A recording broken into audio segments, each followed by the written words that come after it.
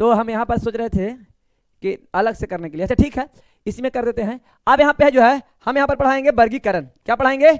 वर्गीकरण, है ना। उत्तर का कहानी जो है मेरा खत्म हो गया मेरे भाई, और हम जो है फिर से लाइव करने के लिए सोचे थे। आप लोग बोलिए कि इसी में लगातार बढ़ा दें, एक बार कमेंट कीजिए बताइएगा, इसी में लगातार कर दें कि अलग से फिर से रीलाइव करें। सभी लोग जल्दी से कमेंट कीजिएगा, जल्दी से कमेंट करिएगा कि फिर से लाइव करें कि इसी में कर दें, बोले जाए। चलिएगा, चलिए अब यहां से देखो है, हालांकि क्लास यहां से स्टार्ट होना चाहिए था वर्गीकरण से, लेकिन वर्गीकरण पहले पढ़ा देते। सर फिर से उत्तर बताइए, किसका उत्तर मैया? हाँ सर, क्या हाँ सर बोलिएगा था ना भाई, खाली हाँ सर बोल रहा है। जीके जीएस कब कराता होगा सर जी? वाह अरे वाह, कब स्टार्ट होगा? ये जीएस नहीं है, थोड़ा कहाँ नजर आ रहा? जीव विज्ञान करा है। जीव विज्ञान विज्ञान की वह शाखा है जिसके अंतर्गत जीवधारियों का अध्ययन किया जाता है। जीवधारियों का अध्ययन किया जाता है। दो शब्द से बना, एगो बायोस का अर्थ होता है जीवन, और लोगस जिसका अर्थ होता है अध्ययन, अर्थात जीवन का अध्ययन ही क्या कहलाता है? बायोलॉजी कहलाता है। बायोलॉजी का सर्वप्रथम प्रयोग लैमार्क और ट्रेविरेनस ने किया था। लैमार्क और ट्रेविरेनस ने किया था। बायोलॉजी शब्द का सबसे पहला प्रयोग कौन किया था? लैमार्क और ट्रेविरेनस किया था। लैमार्क जो था फ्रांस के था, और ट्रेविरेनस जो था जर्मनी के था। कहां का था? जर्मनी के था। एक चीज बोलेगा कि बायोलॉजी के पिता कहा जाता है अरस्तु को। बायोलॉजी के पिता किसको कहा जाता है? अरस्तु को। और जंतु विज्ञान के भी पिता कहा जाता है अरस्तु को। और वनस्पति विज्ञान के पिता कहा जाता है थियोफ्रेस्टस को। किसको कहा जाता है? थियोफ्रेस्टस को कहा जाता है। इतना बात समझ में आ गया? चलिए तो आगे बढ़ जाएंगे हम लोग अगला पर। कुछ विज्ञान के शाखा के बारे में पढ़ना है, कुछ शाखा के बारे में जिससे डायरेक्ट प्रश्न पूछ लिया जाता है, बस समझे। तो इसका मैं चर्चा नहीं करता हूं, अपितु याद करवा देता हूं। क्या रहे कि इतना लंबा नहीं काटिए, काट दिया लगभग।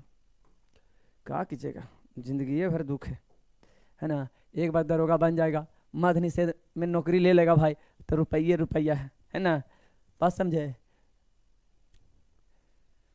सर फिर से उत्तर पर ना मैं यहाँ उत्तक, आप पीछे जाके देख लीजिए ना, फिर से हो जाएगा, है ना। कहता है एपी कल्चर में किसका अध्ययन करते हैं? आप लोग मेरे साथ बोलिए। एपी कल्चर में मधुमक्खी का अध्ययन किया जाता है। एपी कल्चर में मधुमक्खी का अध्ययन किया जाता है। पीसी कल्चर में मत्स्य यानी मछली का अध्ययन किया जाता है। और माइकोलॉजी में कवकों का अध्ययन किया जाता है। और फाइकोलॉजी में शैवालों का अध्ययन किया जाता है। फाइकोलॉजी में शैवालों का अध्ययन किया जाता है। और क्या है? एंथ्रोलॉजी में पुष्पों का अध्ययन किया जाता है। फिर से बोलिएगा। एपीकल्चर में मधुमक्खी का अध्ययन किया जाता है। एपीकल्चर में मधुमक्खी का, और सेरिकल्चर में रेशम कीट का, पिसिकल्चर में मत्स्य का, और माइक्रोलॉजी में कवकों का, फाइकोलॉजी में शैवालों का, और एंथोलॉजी में पुष्पों का अध्ययन किया जाता है। अगला बोलेगा पोमोलॉजी में फलों का अध्ययन किया जाता है। पोमोलॉजी में फलों का अध्ययन, और ऑर्निथोलॉजी में पक्षियों का अध्ययन, और एक्थियोलॉजी में मछलियों का अध्ययन किया जाता है। मत्स्य में सब आ गया, पेसिकल्चर में मत्स्य आ गया, और खाली कहेगा मछली तो हो जाएगा एक्थियोलॉजी। क्या हो जाएगा? एक्थियोलॉजी में मछलियों का अध्ययन किया जाता है। एंटिमोलॉजी में कीटों का अध्ययन किया जाता है। एंटिमोलॉजी में कीटों का अध्ययन किया जाता है। फिर बोलेगा डेंड्रोलॉजी में वृक्षों एवं झाड़ियों का अध्ययन किया जाता है। डेंड्रोलॉजी में वृक्षों एवं झाड़ियों का अध्ययन किया जाता है डेंड्रोलॉजी में। फिर कहेगा ऑफियोलॉजी में सर्पों का अध्ययन किया जाता है। ऑफियोलॉजी में सर्पों का अध्ययन किया जाता है। सोरोलॉजी में छिपकलियों का अध्ययन। ओफियोलॉजी में सर्पों का, सोरोलॉजी में छिपकलियों का। इतना बड़ा दिख रहा है, हम सामने कैमरा में दिख रहे हैं और तुमको दिखाई नहीं दे रहा है। गोईठा के चश्मा लगाओ, गोईठा के, पौड़ा ही समझ में ना आ रहा है। एक ही बात को कॉपी पेस्ट कर रहे हैं। फिर से सर फिर से आएगी लेट, और मतलब कि हाँ बकैती करेगी। पढ़ाई लिखाई इसी सबके वास्ते नहीं रहता है। चुपचाप पढ़ो। आगे कहता है सिल्वरी कल्चर में काष्ठीय वृक्षों का अध्ययन करते हैं। सिल्वरी कल्चर में काष्ठीय वृक्षों का अध्ययन किया जाता है। उसके बाद में कहेगा हॉर्टिकल्चर में उद्यान विज्ञान का अध्ययन किया जाता है। और फ्लोरिकल्चर में फूलों का अध्ययन किया जाता है। और कहेगा एंथोलॉजी में भी फूलों का अध्ययन किया जाता है, और फ्लोरिकल्चर में फूलों का भी अध्ययन किया जाता है। फूलों की खेती में फ्लोरिकल्चर, फूलों की खेती में एक भाई पढ़ाओ अच्छे से, डिस्टर्ब मत करे भाई। हाँ क्या दिक्कत हो रहा है मनोज? सर मैं क्या लिखे हैं सर, दिखाई नहीं दे रहा है। हकीकत में दिखाई नहीं दे रहा, मैं झूठ मूठ के पूजा के डांट दिया है ना। कितना गुस्सा हो गई है ना पूजा। अच्छा ठीक है कोई बात नहीं, इसको बड़ा कर देते हैं। अगर नहीं दिखाई दे रहा है तो ये मेरा गलती नहीं है, समझ गया ना। इस सारा गलती जो है VK यादव सर का गलती है। अब हम क्या करें उसमें, है ना। चलो भाई ठीक से इसको बढ़ा करके दिखा देता हूँ, बड़ा कर देता हूँ, बड़ा कर देता हूँ। अब दिखता, दिखाई देता अच्छा से, बोली ना, हाँ लो अब दिखाई देता। सब कमेंट करो। नहीं गुरुजी ठीक है, हम उल्लू के बोल रहे थे, डिस्टर्ब मत करो भाई, चुप रहो ठीक है। कहता है एपी कल्चर में मधुमक्खी पालन का अध्ययन किया जाता है। एपी कल्चर में मधुमक्खी पालन का अध्ययन किया जाता है। सेरी कल्चर में रेशम कीट के पालन का अध्ययन किया जाता है। और पीसी कल्चर में मत्स्य पालन का अध्ययन किया जाता है। और उसके बाद में कहेगा माइकोलॉजी, किसको, माइकोलॉजी में, माइकोलॉजी में किया जाता है अध्ययन, माइकोलॉजी में कवकों का अध्ययन। फाइकोलॉजी बोलेगा शैवालों का, और एंथियोलॉजी बोलेगा पुष्पों का अध्ययन, एंथियोलॉजी पुष्पों का। और आगे कहेगा पोमोलॉजी, बोलो पोमोलॉजी बोलेगा फलों का अध्ययन, पोमोलॉजी किसका, फलों का अध्ययन किया जाता है। फिर कहेगा ऑर्निथोलॉजी पक्षियों का अध्ययन, ऑर्निथोलॉजी में किसका अध्ययन करेंगे, पक्षियों का अध्ययन। आ जाइए थोड़ा ऊपर आ जाइए। फिर उसके बाद कहेगा भाई पोमोलॉजी हो गया, कहाँ गए पोमोलॉजी, चलिए ठीक है। अब देखिए कहेगा ऑर्निथोलॉजी में पक्षियों का अध्ययन, ऑर्निथोलॉजी में पक्षियों का अध्ययन। और कहेगा इक्थियोलॉजी में मछलियों का अध्ययन, इक्थियोलॉजी में मछलियों का अध्ययन कहेगा। और इंटमोलॉजी, इंटमोलॉजी में कीटों का, हाँ एंटमोलॉजी में कीटों का अध्ययन करा है, रिपीट हो रहा है सर, कोई दिक्कत नहीं है। फिर कहेगा डेंड्रोलॉजी में झाड़ियों का अध्ययन किया जाता है, डेंड्रोलॉजी में झाड़ियों का अध्ययन, वृक्षों का अध्ययन डेंड्रोलॉजी में किया जाता है। और ओफियोलॉजी में सर्पों का अध्ययन किया जाता है। और सोरोलॉजी में छिपकलियों का अध्ययन किया जाता है। इस प्रकार से आपका रिपीट हो गया है ना। सिल्वरी कल्चर में काष्ठी वृक्षों का अध्ययन किया जाता है। चलो आगे बढ़ जाओ। आगे जीवधारियों का वर्गीकरण, आगे जो है जीवधारियों का वर्गीकरण। अब यहां देखेंगे जीवधारियों का वर्गीकरण। सबसे पहले क्या किया, सबसे पहला देखिए क्या किया गया कि अरस्तु द्वारा समस्त जीवों को दो भाग में बांटा गया, जंतु समूह और वनस्पति समूह। किसके द्वारा, अरस्तु द्वारा। सबसे पहले अरस्तु द्वारा दो भाग में बांटा गया, जंतु समूह और वनस्पति समूह में बांटा गया। लिनियस ने भी अपनी पुस्तक सिस्टमा नेचर में, सिस्टमा नेचर में संपूर्ण जीवधारियों को दो जगत, पादप जगत और जंतु जगत में बांटा, पादप जगत और जंतु जगत में बांटा। कौन, करोलस लिनियस। तो सबसे पहले वर्गीकरण कौन किया, करोलस लिनियस। वर्गीकरण का पिता किसे कहेंगे, करोलस लिनियस को कहेंगे। लिनियस ने वर्गीकरण को प्रणाली शुरू किया, इसीलिए इसे आधुनिक वर्गीकरण का प्रणाली का नींव पड़ा, इसीलिए आधुनिक वर्गीकरण का पिता कहा जाता है। Father of taxonomy, father of taxonomy is known as Carolus Linnaeus. कोई दिक्कत, चलिए भाई आगे बढ़ जाएं। आगे कहता है जीवधारियों को 5 जगत में बांटा गया है। 5 जगत में पहला जगत देख लीजिए सर, ये दुर्गेश सर देखिए क्या बताएं, वो ठीक कर ली। कहता है ना कि यहां पर पारंपरिक द्विनाम जगत वर्गीकरण का स्थान अंतः विटेकर, कौन विटेकर, आर.एच. विटेकर द्वारा ने सन 1969 ईस्वी में प्रस्तावित 5 जगत प्रणाली ने लिया है। अगर मान लीजिए कहेगा 2 जगत का वर्गीकरण का प्रणाली किया करोलस लिनियस, 3 जगत वर्गीकरण किया अर्नेस्ट हिक्कल। दुर्गेश सर का क्लास कब है सर जी, इसके बाद मेरे बाद दुर्गेश सर का ही क्लास होगा, है ना। इसके अनुसार समस्त जीवों को निम्नलिखित 5 जगत में बांटा गया है। पहला हो जाएगा मोनेरा, दूसरा प्रोटिस्टा, बोलो पहला मोनेरा, दूसरा प्रोटिस्टा। तीसरा क्या हो जाएगा, तीसरा हो जाएगा पादप, तीसरा पादप, चौथा कवक, चौथा कवक, और 5वां हो जाएगा जंतु। बोलो मोनेरा प्रोटिस्टा पादप कवक जंतु, मोनेरा प्रोटिस्टा पादप कवक जंतु, मोनेरा प्रोटिस्टा पादप कवक जंतु। तो भाई मेरे सबसे पहले हम लोग पढ़ेंगे मोनेरा के बारे में, हल्का फुल्का जानने का प्रयास करेंगे। मोनेरा प्रोटिस्टा को हल्का फुल्का पहले सबके बारे में बता देते हैं, मोनेरा के बारे में, प्रोटिस्टा के बारे में, कवक के बारे में। उसके बाद चलेंगे हम लोग वनस्पति जगत का वर्गीकरण और जंतु जगत का वर्गीकरण पर। सबसे पहले मोनेरा करा, इस जगत में सभी क्या होते हैं, प्रोकैरियोटिक। मोनेरा वाला जो होगा क्या होगा, प्रोकैरियोटिक होगा। कैसा होगा, प्रोकैरियोटिक होगा। जीवाणु जैसे साइनोबैक्टीरिया, आर्कीबैक्टीरिया शामिल है ना। इसमें जो है तंतुमय जीवाणु भी इसी जगत में आता है। कौन कौन आएगा, तो साइनोबैक्टीरिया, आर्कीबैक्टीरिया, साइनोबैक्टीरिया और आर्कीबैक्टीरिया, साइनोबैक्टीरिया और आर्कीबैक्टीरिया किसमें आएगा, मोनेरा जगत में। प्रोटिस्टा में कहता है कि एक कोशिकीय, एकरा में प्रोकैरियोटिक, हम बताए थे पिछला क्लास में, यूकैरियोटिक और प्रोकैरियोटिक। जिसका कोशिका विभाजन मतलब जिसमें केंद्रक का संपूर्ण विकास हो गया उसको कहते हैं यूकैरियोटिक, और केंद्रक जो है अच्छा से विकास नहीं हुआ था प्रोकैरियोटिक। तो प्रोकैरियोटिक कोशिका होता है इसमें, लेकिन प्रोटिस्टा में होता है एक कोशिकीय।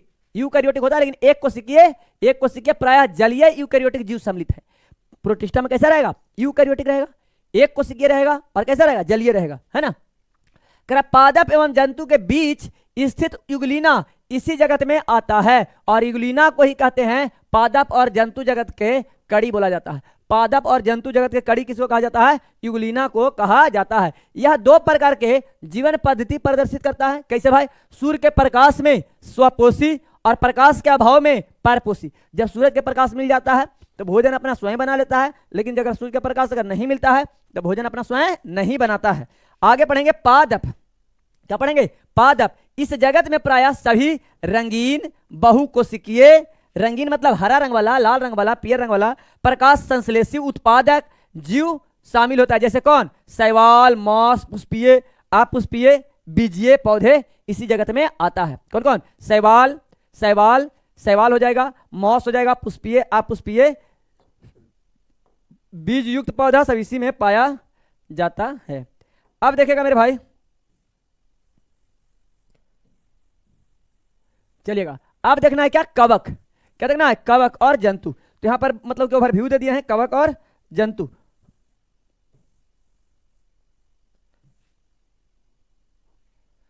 कवक और जंतु। अब देखिए कवक में क्या होता है, तो कवक इस जगत में वे है प्रो यूकैरियोटिक परपोषी जीवधारू है ना। यूकैरियोटिक तो है लेकिन क्या है? परपोषी है, यानी अपना भोजन स्वयं नहीं बनाता है। यह क्या करता है? भोजन को अवशोषण द्वारा पोषण करता है ना। इसे क्या कहते हैं? इतरपोषी कहते हैं। क्या कहते हैं?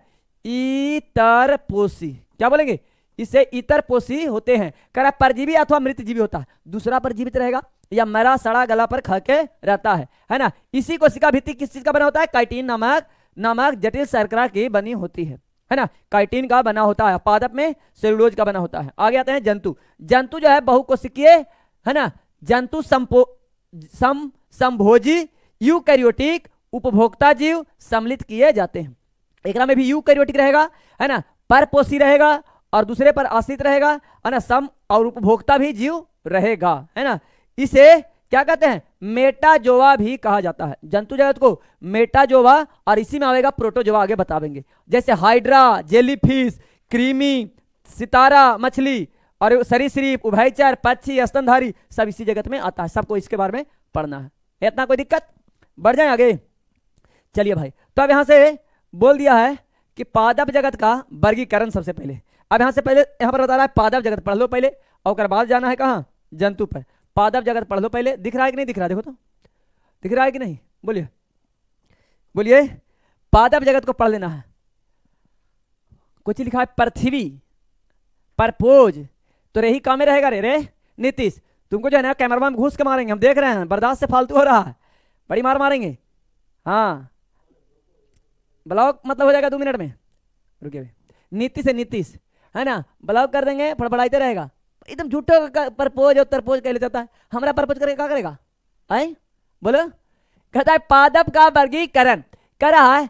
एकलर नामक वैज्ञानिक था 1883 ईस्वी में। यह क्या किया? वनस्पति जगत का वर्गीकरण किया। तो ये पूछा जाएगा आपसे, पूरा प्रश्न पूछा जाएगा कि पादपों का वर्गीकरण कौन किया? तो एकलर ने किया। कौन किया? एकलर किया। कौन किया भाई? एकलर। बोलो कौन किया? एकलर किया।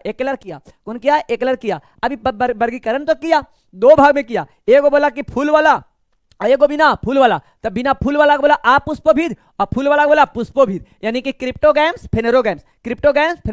क्रिप्टोगैम्स के अंतर्गत 3 आया। पहला थैलोफाइटा, ब्रायोफाइटा, टेरिडोफाइटा। बोलो थैलोफाइटा, ब्रायोफाइटा, टेरिडोफाइटा। और पुष्प वाला में एगो आ गया नग्न बीजी, जेकर बीज ढकल ना रहेगा, उघारे रहेगा। एगो आवृत्ति बीजी, यानी बीजवा ढकल रहेगा है ना। एकलर ने 1883। बहुत अच्छा।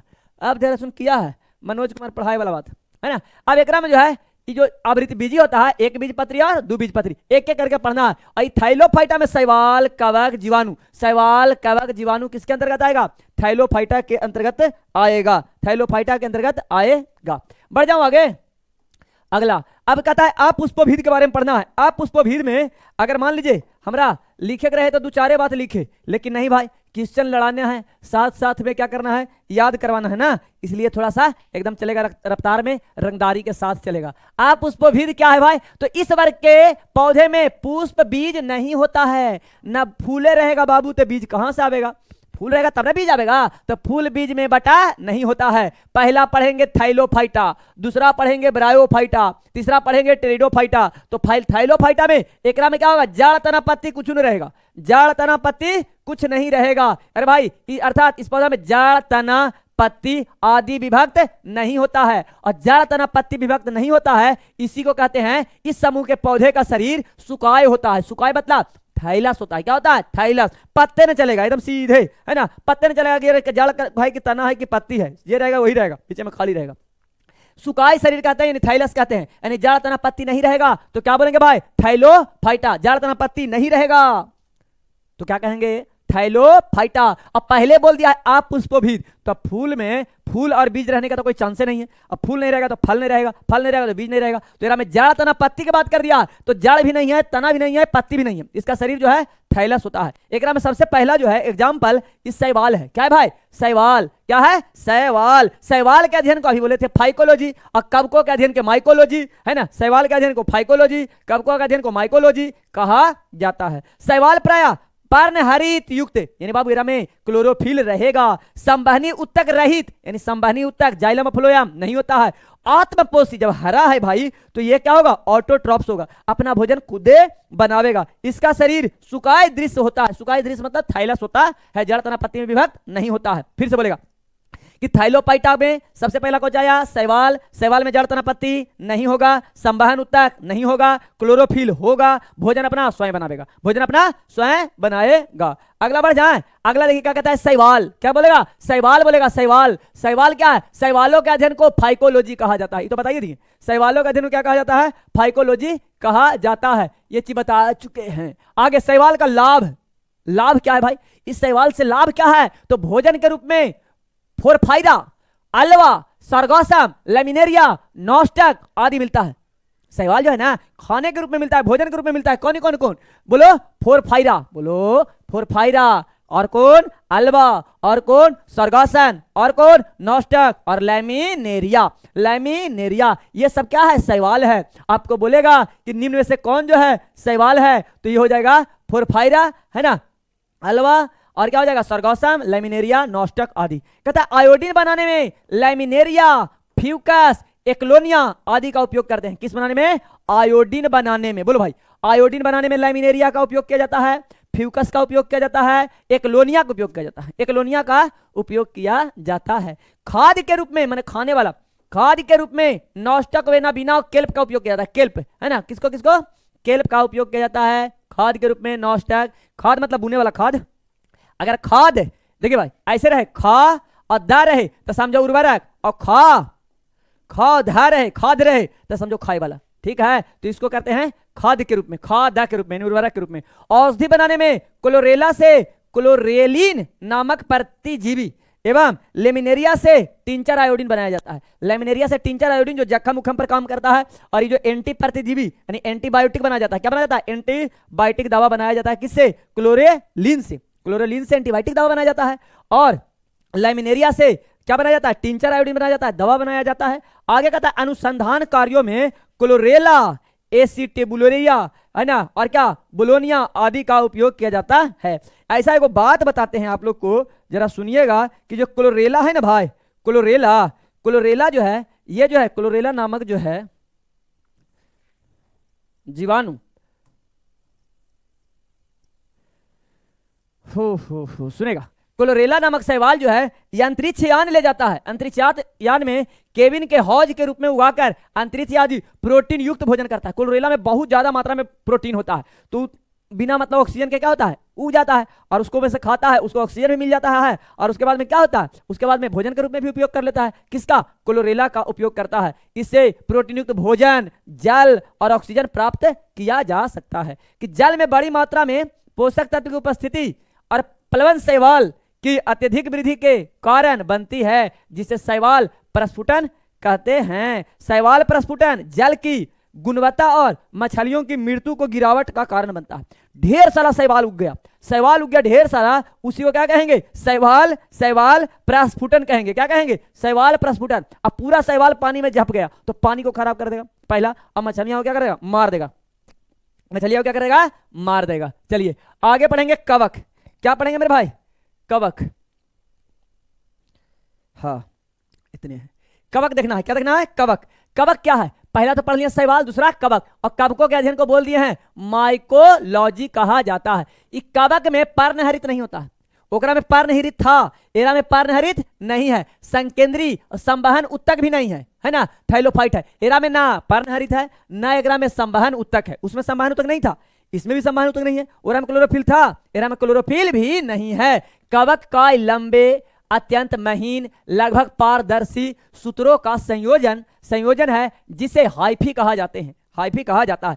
कवक जो है ना भाई, इस प्रकार से रोमा जैसा रहता है, उसी रोमे को हाइफी कहते हैं। गुरुजी class Monday to Friday class चलेगा गुरुजी? हाँ भाई हाँ, मंडे टू फ्राइडे चलेगा, और सैटरडे संडे जाएंगे मस्ती करेंगे।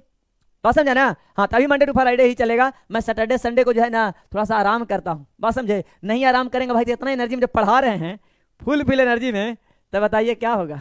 मैं नहीं पढ़ा पाएंगे। हमारा नियान कहेंगे देखो बाबू कवक के अध्ययन को काउची कहते हैं? माइकोलॉजी कहते हैं, है ना। अब ये लग जाएगा टाइम, बहुत टाइम लग जाएगा। लेकिन कहेगा तेरी इतना देर कर रहे हैं, ना समझा रहे बढ़िया से, भाग जाएगा, है ना जी। तो ये हो जाएगा कवक के हरित लवक नहीं होता है, और न एकरा में सकेंद्रीय होता है, ना संवहनीय उत्तक होता है। अगर कवक जो है लंबे अत्यंत लगभग पारदर्शी सूत्र संयोजी हाइफी पाया जाता है। हाइफी मतलब रोमा जैसा पाया जाता है। कवक जाल बनाने के लिए कई हाइफी एक दूसरे के चारों ओर लिपट जाते हैं, जिससे कवक हाइफी पतले नालकार पारदर्शी सूत्र होते हैं जो कई कवकों के तंतु द्वारा बनते हैं। यह हो गया मतलब कि घिसा पिटा बात। कोई दिक्कत? आगे कहता है एसेप्टेट। क्या कहेगा? एसेप्टेट हाइफी, है ना। ये बोल दिया एसेप्टेट हाइफी। हाइफी दो प्रकार का होता है, एसेप्टेट हाइफी और सेप्टेट हाइफी। एसेप्टेट हाइफी और सेप्टेट हाइफी कह रहा है। इसमें केंद्रक विभाजन के समय क्या कहता है? कोरवाल या सेप्टेड नहीं बनते हैं, सेप्टेड नहीं बनता है। इस तरह के हाइफी बहुकेंद्रीय होता है। और कहता है सेप्टेड हाइफी, इसमें केंद्रीय विभाजन के बाद कोरवाल या सेप्टेड बनते हैं। इसमें क्या होता है? कोशिकाओं में एक, दो या कई केंद्रक हो सकते हैं। इतना बात समझ में आ गया? चलिए तो नेक्स्ट पॉइंट में क्या पढ़ेंगे भाई? आप पढ़ेंगे कवक का कुछ और चीज है, जैसे मशरूम। जैसे क्या है? मशरूम एक प्रकार के क्या है भाई? कवक है। चलो इसको दो बार में लेंगे, छोटा हो जाएगा, है ना। छोटा हो नहीं हो, आप लोग को दिखे थोड़ा बढ़िया से, इसलिए मैं ऐसा करता हूं। मशरूम जो है एक प्रकार का कवक है। अभी 30 रुपये पटना में ढो रहा है ना आप लोग, 30 रुपये डिब्बा, 30 रुपये डिब्बा, है ना, चिल्लात रहा है ना। तो जो क्या है मशरूम, वो एक प्रकार के क्या है? कवक है। क्या है भाई? कवक। कुछ मशरूम यानी छत्रको यानी छतरी, इस प्रकार से, है ना। छतरी में औषधीय, मन प्रभावी, कीटनाशी एवं जैव संदीप्ति गुण होते हैं।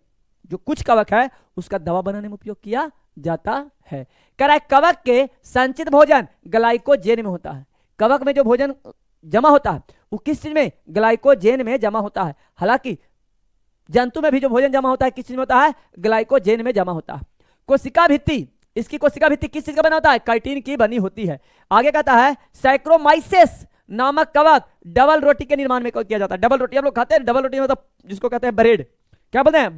ब्रेड के निर्माण में जो है क्या किया जाता है? सैक्रोमाइसेस नामक कवक का उपयोग किया जाता है। सैक्रोमाइसेस नामक कवक का उपयोग किसमें किया जाता है भाई? सैक्रोमाइसेस नामक कवक का उपयोग किया जाता है, बोलेगा ब्रेड बनाने में किया जाता है। कवक पौधे में गंभीर रोग उत्पन्न करता है, पौधे में भी करता है, जंतुओं में करेगा। सबसे अधिक हानि रस्ट और अस्मट से होती है। रस्ट और अस्मट से अधिक प्रभावित होता है कौन? पौधे में कवक द्वारा होने वाले प्रमुख रोग निम्न है। कवक में जो है ना, नीतीश कह रहा मेरे यहाँ मशरूम होता है गुरुजी, तो नहीं खाली कहेगा होता है, पहुंचावेगा आइए ना। कल बोला खाना लेके आ रहे हैं, आ गया जी, हम आशा में बैठा ले, कौन तो बोला कि खाना लेके आ रहे हैं सर। पूरा ही घड़ी मतलब कि पिट्ठा तोड़ रहा है ना, मावा डाल के। हाँ समझ रहे हैं? नहीं मतलब तुम लोग के क्या दिल करता है कि जरा रहियो सरला पहुंचा दें, है ना जी। हाँ हम खाम तो नहीं मांगबो करब, बोला। चलिए ठीक है,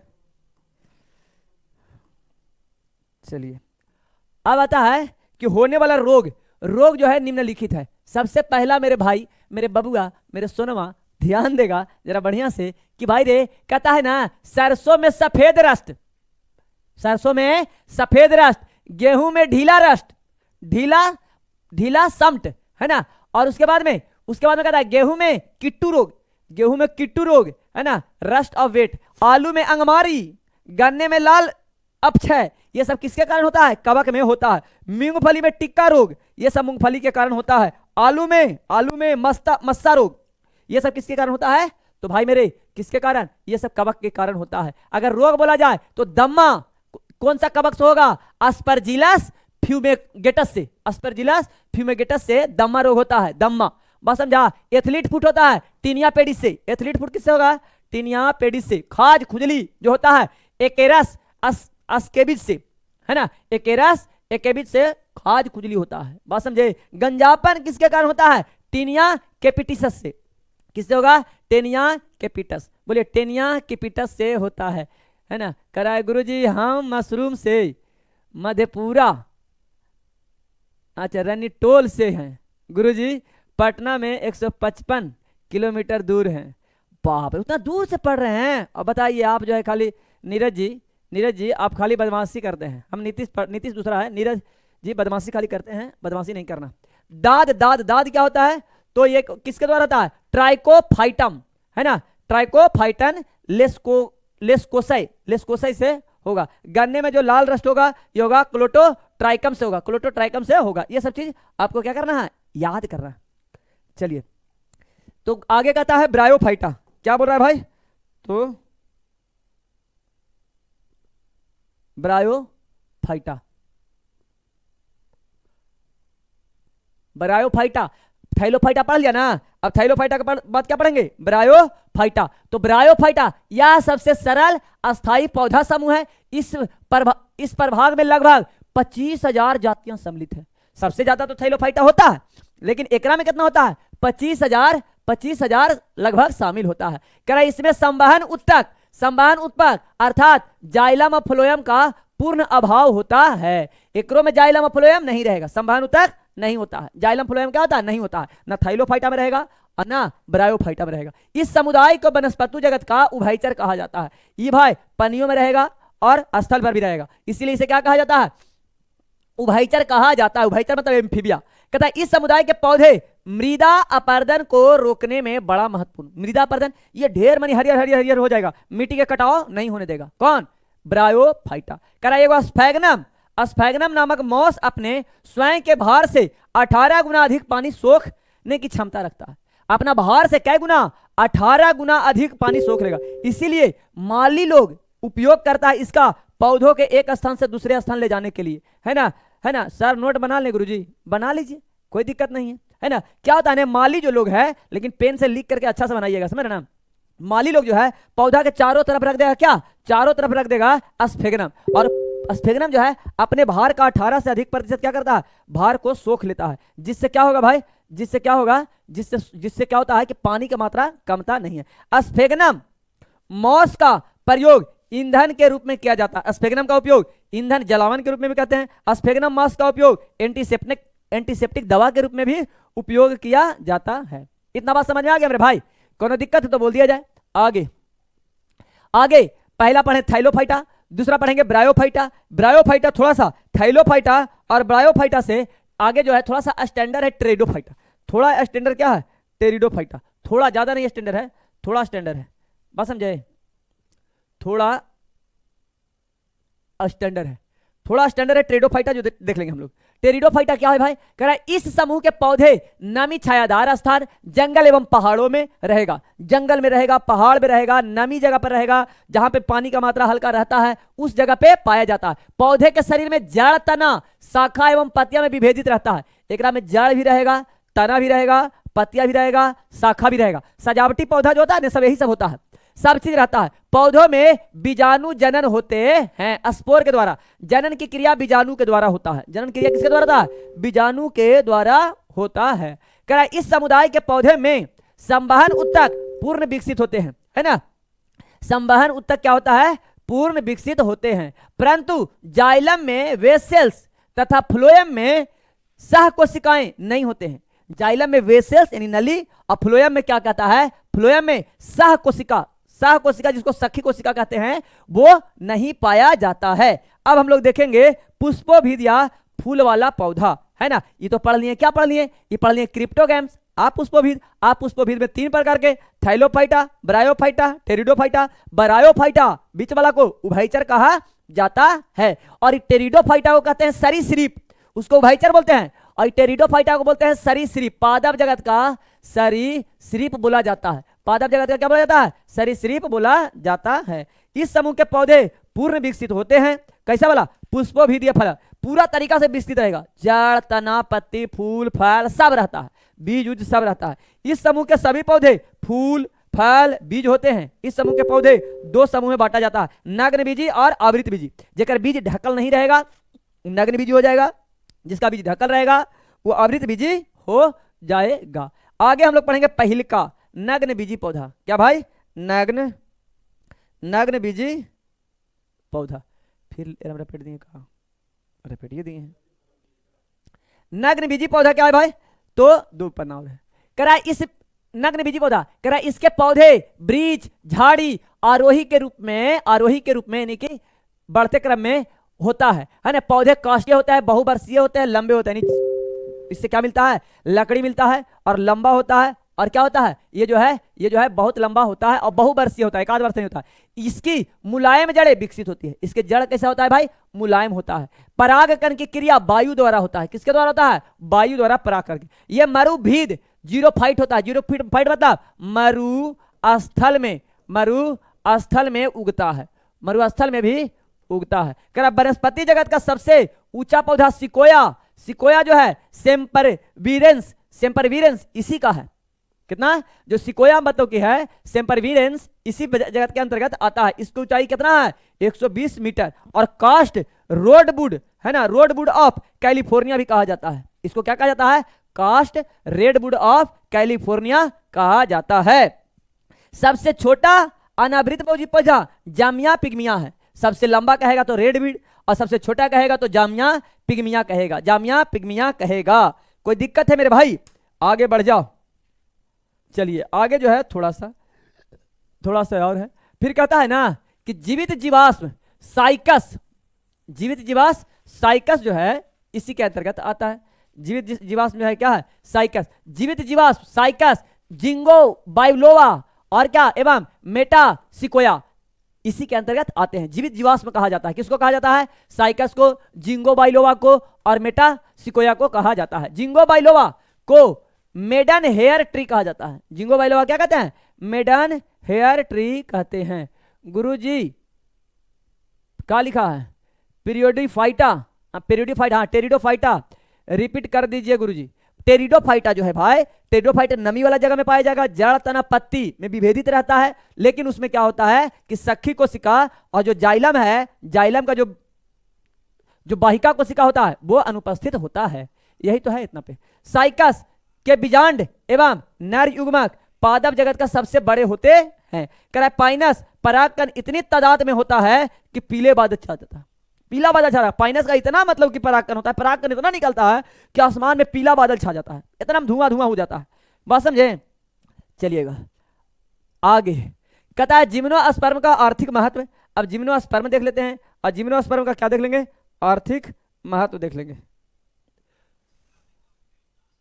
जिम्नोस्पर्म का आर्थिक महत्व देख लेंगे, उसके बाद आ जाएंगे आवृत बीजी पर। तो जिम्नोस्पर्म भोजन के रूप में उपयोग करते हैं, लकड़ी के रूप में उपयोग करते हैं, बासिया तेल के रूप में उपयोग करते हैं, टेनिन के रूप में, रेजिन के रूप में उपयोग करते हैं। टेनिन मतलब चमड़ा और स्याही बनाने में, रेनिन मतलब कुछ शंकु पौधे को रेनिन निकाला जाता है जिसका प्रयोग वार्निश, पॉलिश, पेंट बनाने में किया जाता है। भोजन के रूप में इसका उपयोग करते हैं, जैसे साइकस के तने से मंड निकालकर खाने वाला साबूदाना बनाया जाता है। इसीलिए साइकस को सागोपाम कहा जाता है।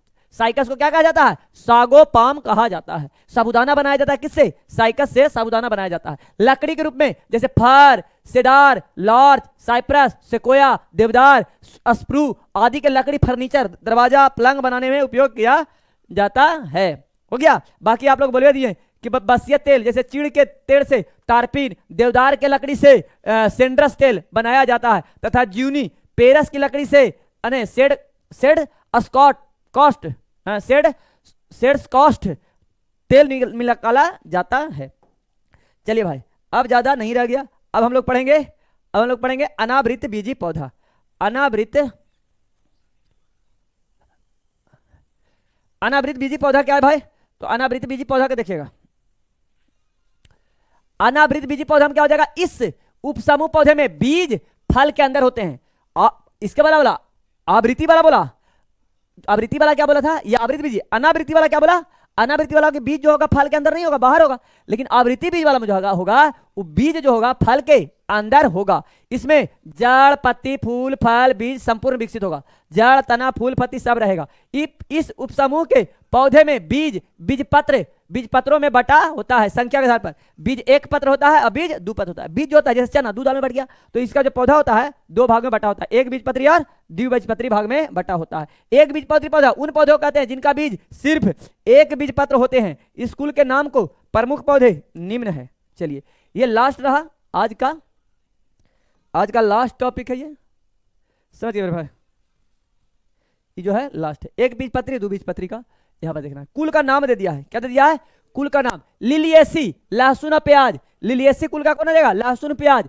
और पालमेसी में हो जाएगा सुपारी, ताड़, नारियल, खजूर। सुपारी, ताड़, नारियल, खजूर पालमेसी के अंतर्गत आ जाएगा। ग्रेमेसी में अनाज आ जाएगा, गेहूं, मक्का, बांस, गन्ना, चावल, जवार, बाजरा, जौ, राई ग्रेमेसी में आ जाएगा। द्विबीजपत्री पौधा, इस पौधे के अंतर्गत जिनके पौधे के बीज में दो बीज पत्र होते हैं। कितने बीज पत्र होते हैं, इनके पौधा कुछ नाम दे दिया है, जैसे क्रूसीफेरी में मूंगफल, मूली आ जाएगा, सलजम आ जाएगा, सरसों आ जाएगा। फिर आ जाएगा मालवेसी में कपास आ जाएगा, भिंडी आ जाएगा, गुड़हल आ जाएगा। ल्यूमिनेसी में आ जाएगा, बबूल आ जाएगा, छुई मुई आ जाएगा, कत्था हो जाएगा, गुलमोहर हो जाएगा, अशोक हो जाएगा, सारी चीज हो जाएगा, इमली तिमली सब हो जाएगा। इतना बात समझ में आ गया, कोई दिक्कत? इस प्रकार से आपका पादप वर्गीकरण और उत्तक दोनों क्या हो गया, समाप्त हो गया। एक चीज और बच गया इसमें, जंतु जगत का वर्गीकरण, जिसको मैं बता दूंगा, ठीक है ना। कोई दिक्कत है भाई? तो आज का सेवा समाप्त कर दिया जाए। हाँ, गुरुजी टेलीग्राम नाम, गुरुजी साइंस पीडीएफ भेजे, है ना। ठीक है, टेलीग्राम का नाम क्या है ना। हाँ, मेरा टेलीग्राम अलग है, हाँ, राही सर के नाम से है ना। हमारा कौन को सब्सक्राइबर है, राही जीएस सेंटर पर सब्सक्राइबर बहुत ही कम है, राही जीएस सेंटर, हाँ बहुत कम सब्सक्राइबर है, आप लोग ध्यान दे दीजिएगा तो बढ़ जाएगा। हाँ, नीरज कुमार पूरा मधुपुरा में फैला दो। Bye, love you, take care. ये यूटेरिया वाला क्या कह रहा है?